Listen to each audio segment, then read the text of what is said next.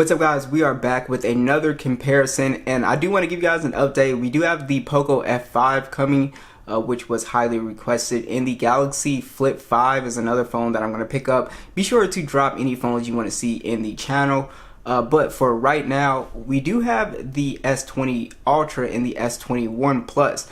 This is a very good comparison that someone in the comments brought to my attention, and for good reasons, because these phones are actually the same price, but you actually get there's quite a big difference here in terms of the pros and cons. Alright, so what's interesting about both these phones right off the bat is you basically can get them for about the same price in the same condition. Basically very good condition. You can get it for around $250 to $300, and like I said, really good condition for the most part. So virtually, pretty much the same price if you shop around on eBay, Amazon. All right, so let's hit on the hardware first here.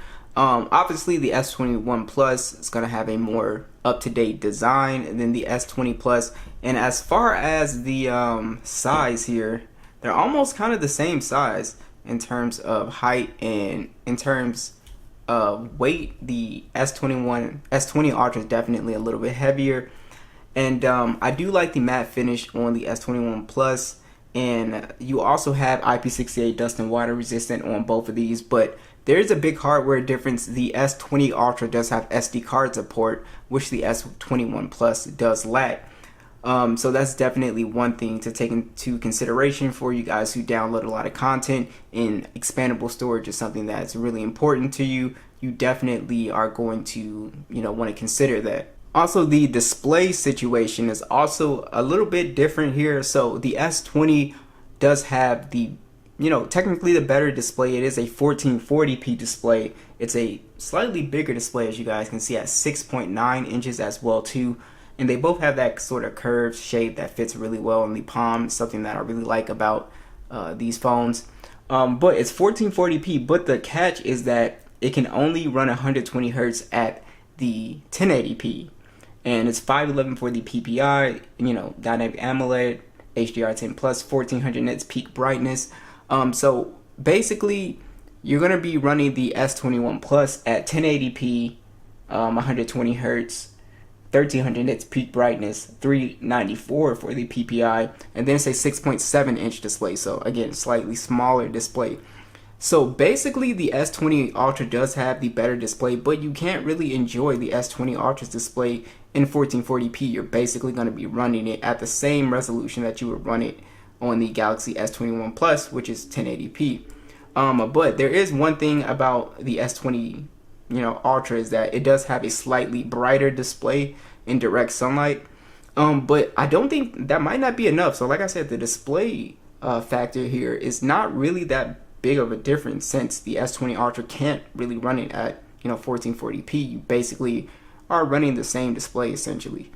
Alright, let's talk about these specs a little bit more. On the S20 Ultra, we do have the Snapdragon 865 chip. We also have SD card support, 128 gigs of internal storage, 12 gigs of RAM.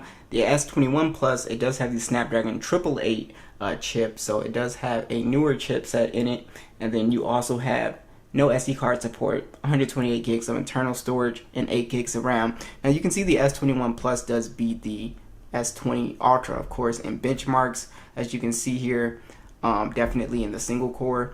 But in terms of real world use here, you're not going to notice that big of a difference when it comes to the overall speed of these two phones. They pretty much feel identical in terms of speed.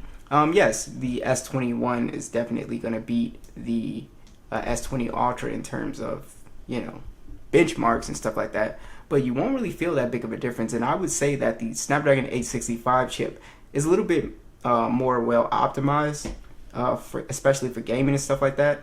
So I wouldn't say that I wouldn't say that's a big deciding factor when it comes to buying these two phones. So if you're thinking that you're going to get a much faster phone, that's not really the case here. Alright guys, and here is what I was talking about the gaming experience here. And the 865 chip, in my opinion, is definitely way cooler than the 888. But you can see we're able to play at 90 frames on PUBG and a few other games as well too, which we can't really do on the Snapdragon 888 phone. So yeah, I like if you were a gamer, I honestly would pick up the S20 Ultra just because you just have those better optimized settings. This plays fine though. The AAA does do a really good job. It's just that not as well optimized, especially for games like PUBG, even Call of Duty Mobile. It plays on a higher setting, Fortnite. So the A65 chip still does a fantastic job with gaming. I know it's kind of confusing that the older chip would be better optimized, but it is.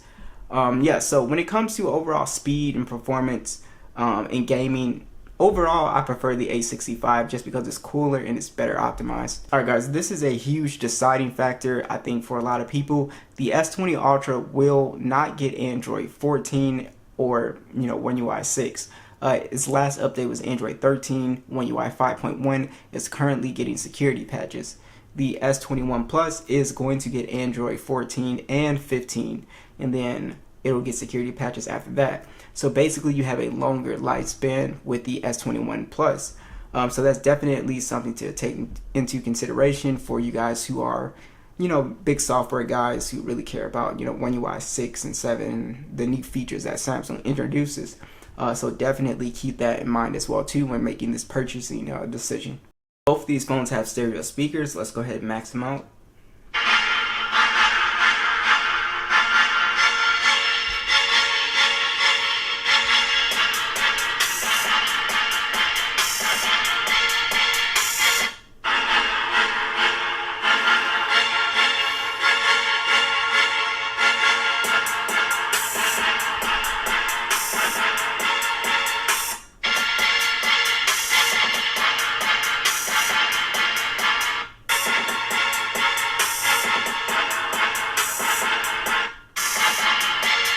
You do have a little bit more bass with the S20 Ultra, but they sound pretty much similar.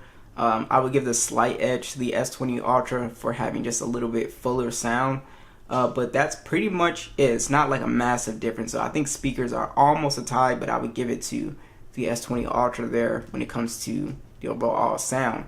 The in-display fingerprint sensors on both of these work really well, so no issues here. They pretty much feel the same in terms of speed, so that's really nice. And you basically have all of the same essential features on here. The S20 Ultra has basically everything that the S21 Plus has: Samsung desktop support, secure folders, wireless charging, basically everything. The only thing you won't have is if Samsung introduces new stuff with like One UI 6 and 7, then obviously you won't have that, right? But it's not anything like dramatically different between these two as far as software wise. Alright, so let's talk about the cameras because there is a bit of a difference here. So the S20 Ultra, it does have the 108 megapixel camera on here, so you'll get some really detailed shots if you do turn that mode on. It also has the 100 times zoom on here as well too. You also have the 48 megapixel periscope telephoto, 4x optical zoom, 10 times hybrid zoom, 12 megapixel ultra wide, 0.3 depth sensor, shoots in 8K24, 40 megapixel camera on here, shoots in 4K 60. So as you can see, just a more impressive camera when it comes to the specs and basically the overall zoom quality. You just get better zoom on the S20 Ultra. The S21 Plus has a 12 megapixel standard, 64 megapixel telephoto. It has up to 1.1 optical zoom and then a 3 times hybrid zoom, 12 megapixel ultra wide, shoots in 8K 24, 10 megapixel selfie, shoots in 4K 60. So the overall specs not as good. So basically the S20 Ultra shoots higher resolution and also basically better zoom quality, right? But when it comes to overall stills, be sure to let me know what you guys thought of the just side-by-side stills. Do you see a big difference in terms of image quality?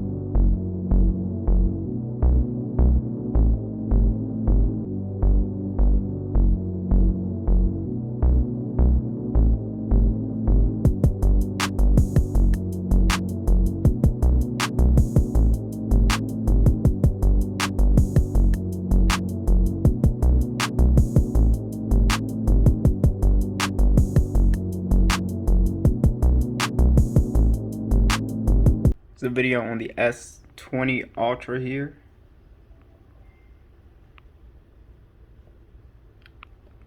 And what you guys think?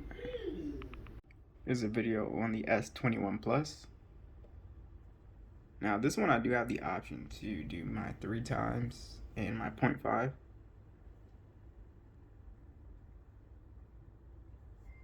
Alright, so when it comes to the battery experience with these two phones, there is really not that big of a difference. The S21 Plus has a 4800 milliamp hour battery. The S20 has a 5000 milliamp hour battery. The good thing though is that the S20 charges faster at 45 watts compared to the 25 watts on the S21. They both have wireless and reverse wireless charging as well too, and they basically drain the same. They're basically all-day phones. Easily get 6 hours screen on time with these phones. So really, it really comes down to, I think, the software and also the cameras, right? If you take a lot of zoom shots. If you don't take a lot of zoom shots and you don't care about the higher res cameras on the S20 Ultra, then I would probably get the S21 Plus for the longer software support. But I think if you game a lot, I think you actually be surprised and really happy with the performance of the S20 Ultra. It doesn't get as high, better optimized. And also it is a bigger phone as well too. I think you'll notice it definitely. But yeah, let me know what you guys think, and I'll catch you guys in the next one.